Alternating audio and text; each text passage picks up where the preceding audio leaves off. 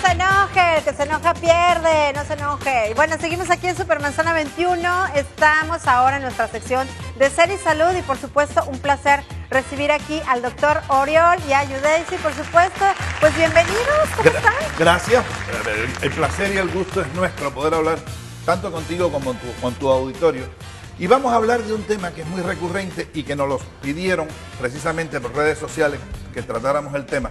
Y se llama reanastomosis tubaria o reanastomosis tubárica.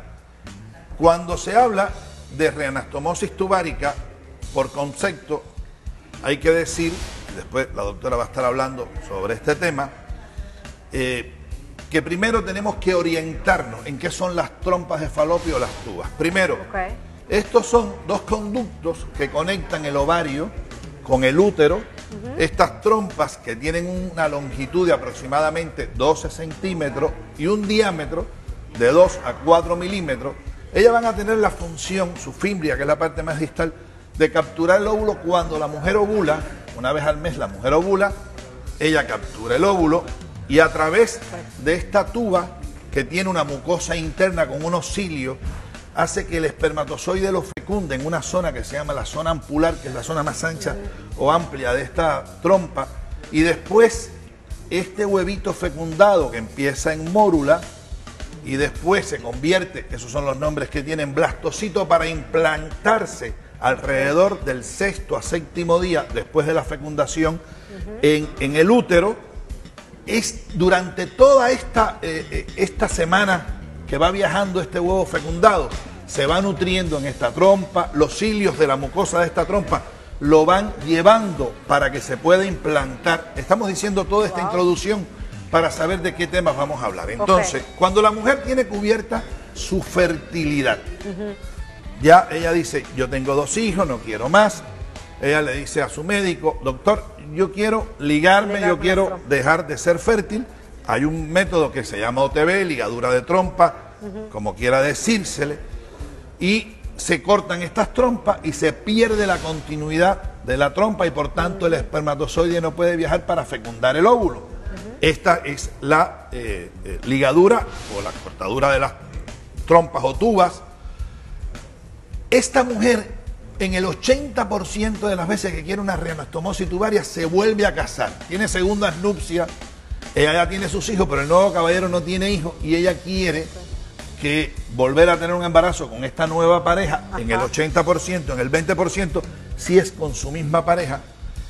Y entonces ella dice, ¿cuáles son las opciones que tengo para embarazarme? Entonces, tiene 2 opciones. Una, que hemos hablado en otros programas, que es la fertilización in vitro, pero resulta mucho más cara que la reanastomosis tubárica, que es de la que vamos a estar hablando hoy, y de la que vamos a decir en qué consiste, cuáles son sus complicaciones, cuál es el pronóstico para estas pacientes y qué se puede esperar de la misma.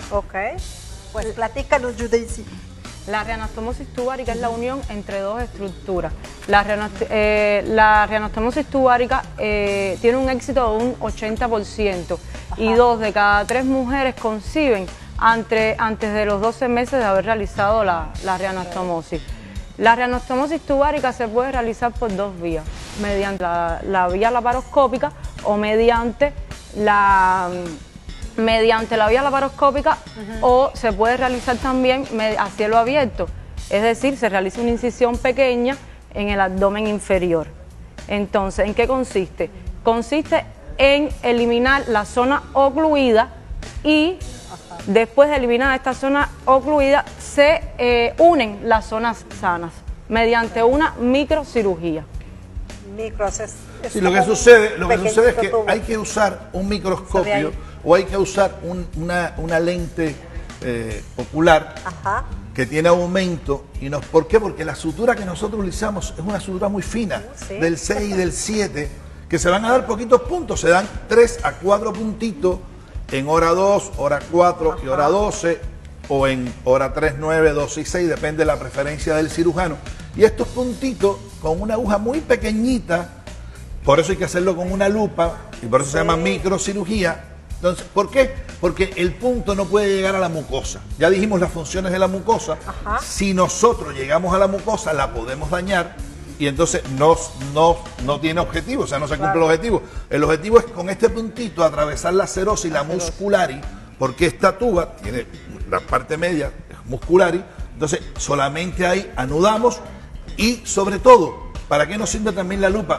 Porque en algunos casos cuando cortan las trompas también dañan la mucosa con el electrocauterio y entonces hay que llegar hasta la parte en que no esté dañada la mucosa con el electrocauterio para nosotros poder hacer la reanastomosis. Y hay que ser honesto con las pacientes y decirles que si el daño no nos permite, la tuba tiene que tener, que cuando quede empatada, por lo menos 8 centímetros, de 6 a 8 centímetros, porque si es menos, la longitud de esta tuba no se va a embarazar la paciente. Recuerden que como yo expliqué, durante el transporte del huevo fecundado hacia el útero se va nutriendo. Entonces, si no tiene la longitud necesaria, pues no va a tener la nutrición necesaria y por tanto va a ser un fracaso. Y entonces cuando se hace esta reanastomosis, hay que tener presente, los cirujanos siempre le insistimos en que no se anuda muy fuerte para evitar, entre otras cosas, la fibrosis y las complicaciones que se derivan, que la doctora nos va a hablar de ella, de esta fibrosis. Esa es otra, la fibrosis. Claro. Antes de la reanastomosis se debe realizar una consulta, ya que se debe investigar al esposo, es decir, realizar estudios en el esposo para saber si el esposo es fértil. También se debe realizar estudios en la mujer, porque la mujer puede tener otras causas de infertilidad que no sea la oclusión tubárica. También se le debe explicar a la mujer que si tiene 3 o más cesáreas no es candidata para realizarle la reanastomosis. Y que si tiene más de 40 años, también la posibilidad es menor, porque a medida que aumenta la edad, disminuye la posibilidad de salir embarazada. Y lo hemos dicho en otros programas, o sea, la fertilidad es inversamente proporcional a la edad. Así es. Si tú tienes 40 o más años, tienes un 2% de embarazarte. Pero si no existen otras causas de infertilidad, como bien dijo la doctora, asociada a la reanastomosis, si la mujer aparte de eso no tiene otras causas y ella desea de todas maneras, pues nosotros no le podemos negar la posibilidad de buscar un embarazo. De hecho, hace muy poquito hicimos una reanastomosis en una señora de 41 años, con éxito, que está embarazada en este momento, está cursando con un embarazo normal. Entonces, pues sí, o sea, existe la posibilidad, pero nosotros tenemos que ser honestos. No es lo mismo hacer una reanastomosis tubárica en una paciente que se hizo la ligadura hace 2 años y que ella tiene 36 años, a una mujer que se hizo la ligadura hace 10 años y que ella tiene 40. Por supuesto que tiene mejor pronóstico esta primera, y lo otro, que nosotros le aconsejamos a estas pacientes que inmediatamente, posterior a que se haga la reanastomosis, busque el embarazo de manera inmediata, precoz, claro, para evitar justo lo que decíamos, lo de la fibrosis, porque en la medida que pasa el tiempo, la misma sutura en la tuba puede producir, por supuesto, fibrosis, y lo que decía la doctora, el riesgo de embarazo ectópico. Entonces, y estas pacientes, lo otro es que no se hace hidrotuba, o sea, apenas se hace la reanastomosis tubárica, esperamos de 2 a 3 meses para comprobar la permeabilidad tubárica, porque una de las cosas que pueden suceder es que la fibrosis se vuelva a formar y no permita el paso del espermatozoide. Todo eso hay que explicárselo a la paciente. Si comprobamos que eso no existe, pues su única opción sería la fertilización in vitro de manera directa. Pero en un gran número de casos sí logramos felizmente realizar la reanastomosis tubárica con éxito para la paciente. Siempre insistimos en que no existan otras causas sobreañadidas de fertilidad, incluyendo, como bien decía la doctora, el esposo. Hay que investigarlo porque tiene un nuevo esposo, hay que ver si él es fértil, porque si es infértil, ¿con qué objetivo hacemos la reanastomosis tubárica? No tendría ningún objetivo. Mucha serie de estudios y todo lo que ustedes mandan a hacer, de consultas para poder llevar a cabo la microoperación.